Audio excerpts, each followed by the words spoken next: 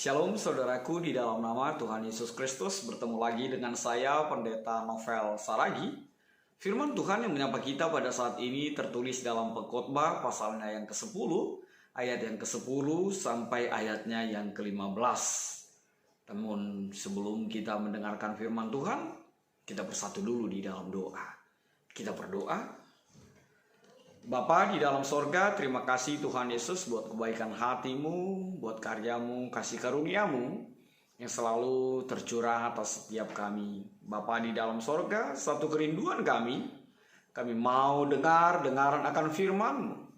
Maka berfirmanlah Engkau Tuhan, sebab kami siap untuk menerimanya. Amin. Saudaraku yang diberkati dalam nama Tuhan Yesus Kristus, seperti yang saya sebut tadi, bahwa firman Tuhan yang menyapa kita tertulis dalam Pengkhotbah pasalnya yang ke-10, ayatnya yang ke-10 sampai ayatnya yang ke-15. Begini firman Tuhan, saya bacakan buat kita semua. Jika besi menjadi tumpul dan tidak diasah, maka orang harus memperbesar tenaga. Tetapi yang terpenting untuk berhasil adalah hikmat. Jika ular memagut sebelum mantra diucapkan, maka tukang mantra itu tidak akan berhasil. Perkataan mulut orang berhikmat menarik, tetapi bibir orang bodoh menelan orang itu sendiri. Awal perkataan yang keluar dari mulutnya adalah kebodohan, dan akhir bicaranya adalah kebebalan yang mencelakakan. Orang yang bodoh banyak bicaranya, meskipun orang tidak tahu apa yang akan terjadi. Dan siapakah yang akan mengatakan kepadanya apa yang akan terjadi sesudah dia? Jeripaya orang bodoh melelahkan orang itu sendiri, karena ia tidak mengetahui jalan ke kota. Demikian firman Tuhan. Saudara yang berkati dalam nama Tuhan Yesus Kristus, sudah jenuh dengan situasi saat ini? Sudah seperti apa begitu ya menjalani hari-hari kita dengan virus corona, menjalani hari-hari kita dengan berita-berita. Seperti apa orang yang terpapar? Dan memang puji Tuhan, perkembangan luar biasa. Lambat laun kita menuju zona hijau, dan kita semakin diberkati menjalani hari-hari kehidupan kita. Saudara-saudara, di dalam nama Tuhan Yesus Kristus, firman Tuhan ini akhirnya semakin mengingatkan kita bahwa ternyata selain iman, selain aman, selain menjaga jarak, selain pakai masker, selain mematuhi protokol kesehatan, firman Tuhan kita ini saat ini mengatakan bagi kita bahwa jangan sampai lupa apa yang disebut dengan hikmat Tuhan. Benarlah bahwa kalau kita menjalani hari kehidupan kita tanpa didasari, dikuasai oleh hikmat Tuhan itu, pastilah kita akan terhempas. Pastilah kita akan terbentang. Pastilah kita akan mengeluh. Pastilah kita akan lelah menjalani hari-hari kehidupan kita.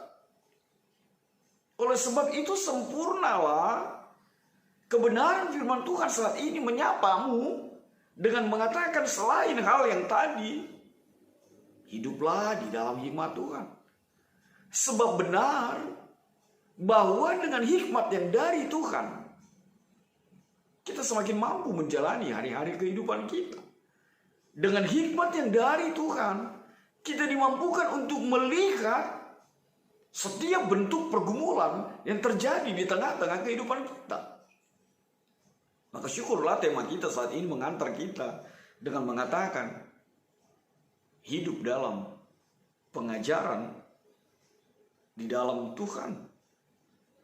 Artinya apa? Tuhan melalui firman Tuhan ini, Salomo sebagai penulis kitab Pengkhotbah ini ingin mengatakan sekali lagi, hiduplah di dalam hikmat Tuhan dan jangan di dalam hikmat dunia ini.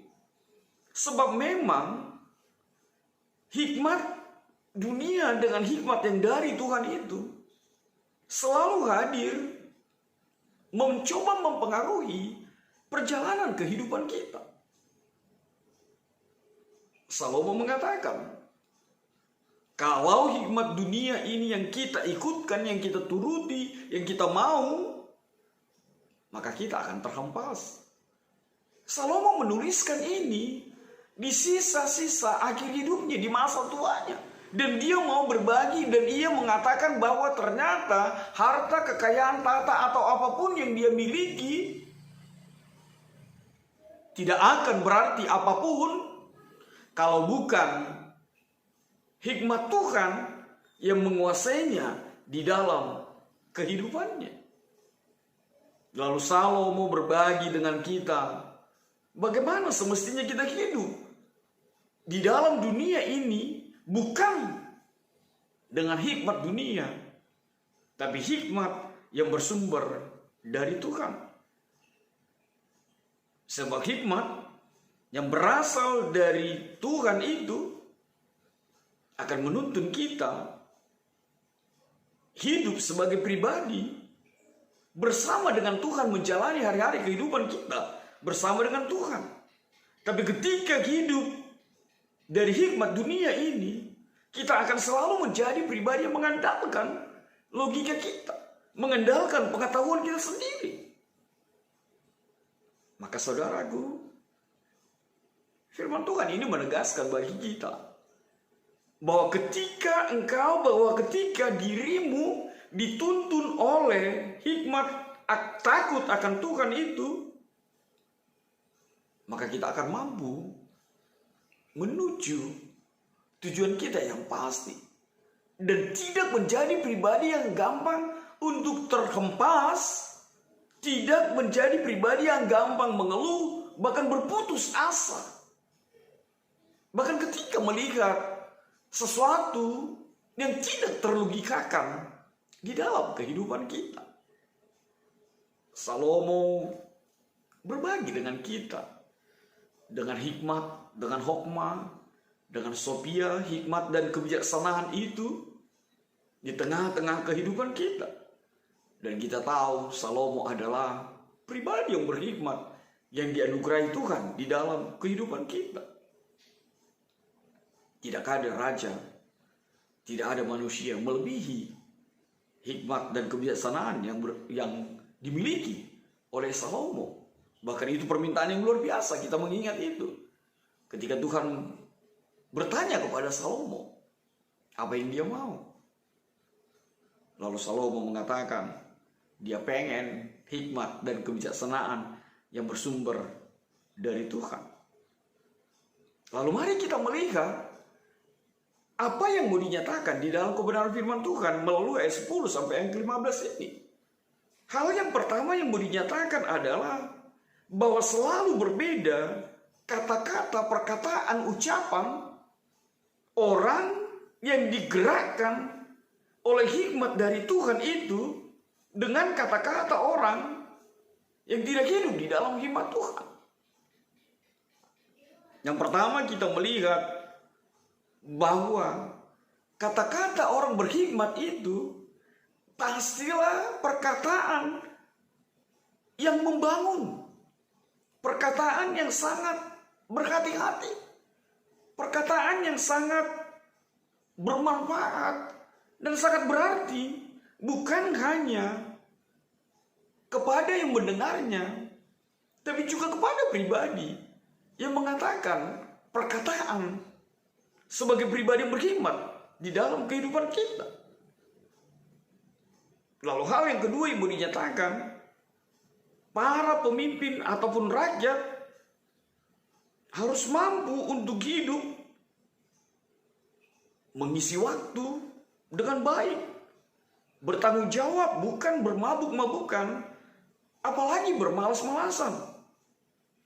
Dan tentu saja bukan hidup sebagai pribadi yang mengutuki kehidupan orang lain.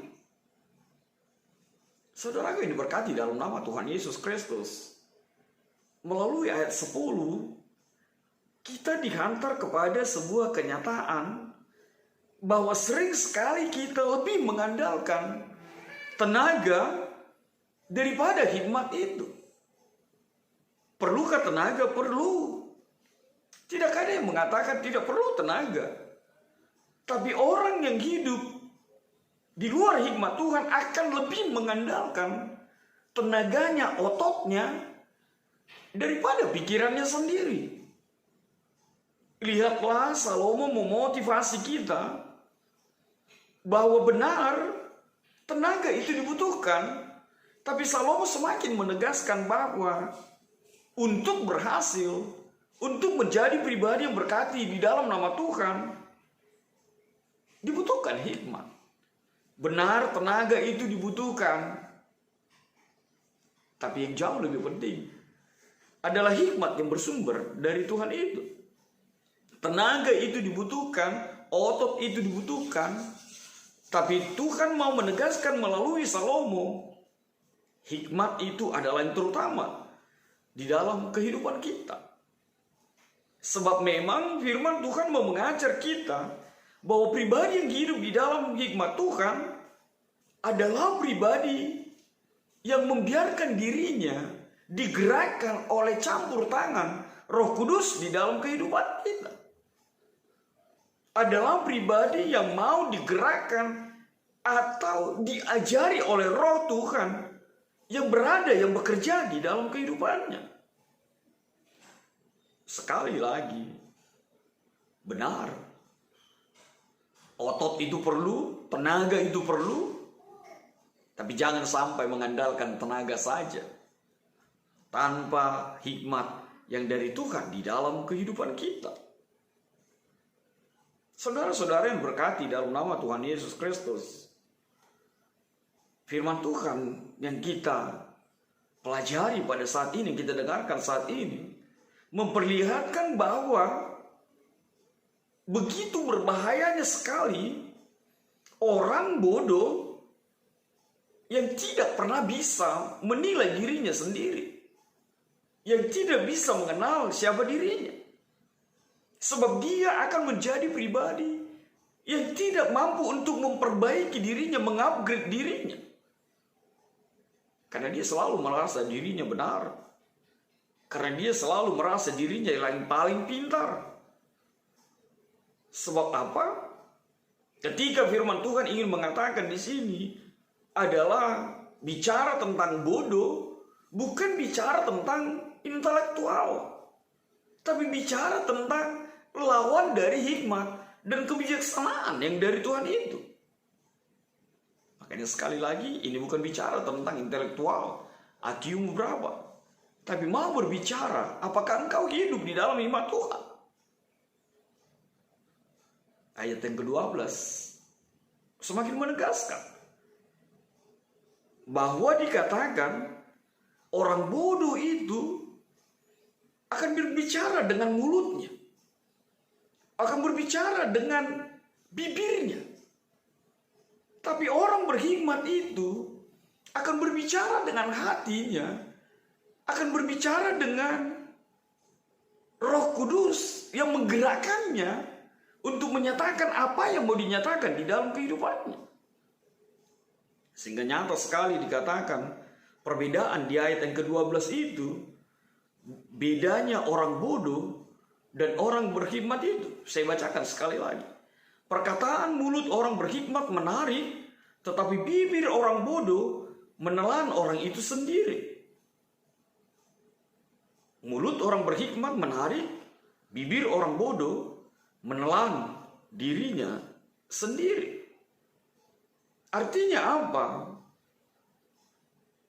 Orang bodoh yang dinyatakan di dalam kebenaran firman Tuhan ini adalah pribadi yang perkataannya bahkan bukan hanya mencelakakan orang lain, tapi juga lebih mencelakakan dirinya sendiri. Saudara yang diberkati dalam nama Tuhan Yesus Kristus, ketika ayat 12 mengatakan bahwa perkataan orang berhikmat itu menarik, ini bukan bicara tentang sesuatu ketertarikan atau bicara tentang bahwa orang berhikmat itu akan menjadi pribadi yang dihargai, akan menjadi pribadi yang dihormati, akan menjadi pribadi yang selalu dicari di tengah-tengah kehidupan kita. Ibarat sebuah magnet, dia akan menjadi pribadi yang menarik, sehingga orang semakin diberkati mendengar setiap perkataannya di dalam kehidupan kita. Sederhananya mau dikatakan bahwa orang bijak itu, orang berhikmat itu adalah pribadi yang perkataannya penuh dengan kebaikan. Pribadi yang tidak menghina, yang tidak merendahkan, yang tidak mempermalukan, yang tidak mengecam, dan tidak mau menghancurkan orang lain dengan perkataan-perkataannya. Jadi kalau ada orang yang bicaranya selalu ingin menyalahkan, selalu ingin menjatuhkan orang, dan hanya membanggakan dirinya sendiri, itu dipastikan bukan orang berhikmat dalam kehidupan kita. Tapi orang berhikmat itu perkataannya pasti penuh dengan kebaikan. Hidupnya selalu menjadi berkat melalui perkataan yang dia nyatakan. Setiap pribadi menjadi terberkati, memberi kekuatan, menghadirkan kekuatan bertonton kepada orang yang membutuhkan. Dan hikmat itu akan menguasai dirinya menjalani hari-hari kehidupannya. Ayat ke-14 semakin membicarakan tentang ciri-ciri lain dari kebodohan atau ketidakbijaksanaan itu. Ayat ke-14 mengatakan orang yang tidak bijak adalah orang yang banyak bicaranya. Ya, seperti ungkapan tong kosong, nyaring bunyinya. Orang yang banyak, terlalu banyak berbicara. Talk too much. Ngomong aja, ngomong banyak. Tapi sebenarnya isinya nol. Tidak berarti. Hanya ungkapan, hanya perkataan yang tidak menjadi kekuatan. Hanya sebuah perkataan atau sebuah kalimat yang tidak ada artinya dikeluarkan. Malah semakin banyak perkataannya, maka semakin jelas lagi bahwa perkataannya itu tidak menjadi sebuah perkataan yang memberi kekuatan kepada orang lain. Bukankah kita juga suka mendengar ada orang bilang, sudahlah, semakin banyak omongmu, semakin ketahuan bodohmu. Gitu. Sudah diam sajalah di situ. Itulah orang yang tidak bijak itu, orang yang tidak berhikmat itu. Sebab orang bodoh itu, orang yang tidak bijak itu dikatakan melalui firman Tuhan ini, orang yang tidak pernah tahu kapan dia harus diam. Dia tahu hanya bicara, dan tidak mau mendengarkan orang lain. Saudaraku, di dalam nama Tuhan Yesus Kristus, firman Tuhan sebenarnya mau mengatakan melalui ayat ke-15, semakin menegaskan bahwa orang yang tidak bijak itu adalah orang-orang yang sering melakukan sebuah pekerjaan yang tidak penting, sebuah pekerjaan yang tidak berarti. Sepertinya dia sibuk minta ampun, sepertinya sibuk sekali melakukan sesuatu, padahal sebenarnya dia tidak melakukan apapun. Dan kalau banyak pun hal yang dia kerjakannya, itu bukan pekerjaan yang berarti di tengah-tengah kehidupannya. Bahkan dikatakan melalui falsafah orang Yahudi bahwa dia diibaratkan seperti orang yang tidak tahu jalan ke kotanya sendiri, yang tidak tahu rumahnya sendiri. Bukankah itu menjadi sesuatu yang menggelitik dalam hidup kita? Bayangkan ada orang yang tidak tahu di mana rumahnya sendiri. Bayangkan ada orang yang tidak tahu di mana kotanya sendiri. Seperti itulah orang yang tidak bijak itu. Seperti itulah orang yang tidak berhikmat itu. Perkataannya banyak, omongannya banyak, tapi dia tidak tahu sebenarnya siapa dirinya. Dia tidak kenal siapa diri, artinya apa.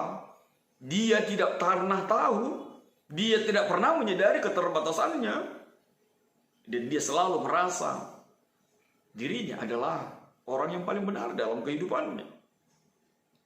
Tapi orang bijak itu adalah orang yang tahu di mana kelemahannya, orang yang tahu di mana keterbatasannya, orang yang tahu siapa dirinya di dalam kehidupan ini.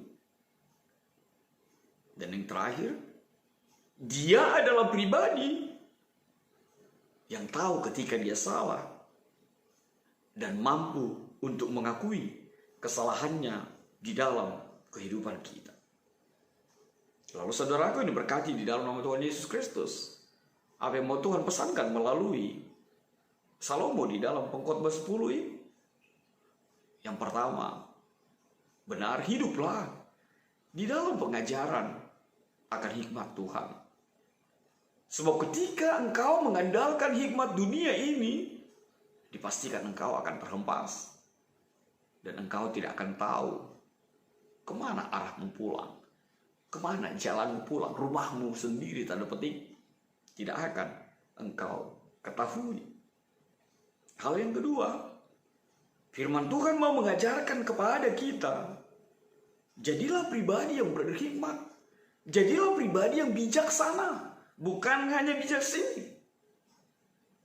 Menjadi pribadi yang tahu di mana kelemahannya, yang tahu di mana kekurangannya, dan mampu mengakui ketika dia salah melakukan sesuatu, dan dia tidak malu untuk mengakui bahwa dia salah. Lalu dia berbalik melakukan kebaikan di tengah-tengah kehidupan kita. Lalu apa yang ketiga? Mulutmu adalah harimaumu, kata ungkapan itu.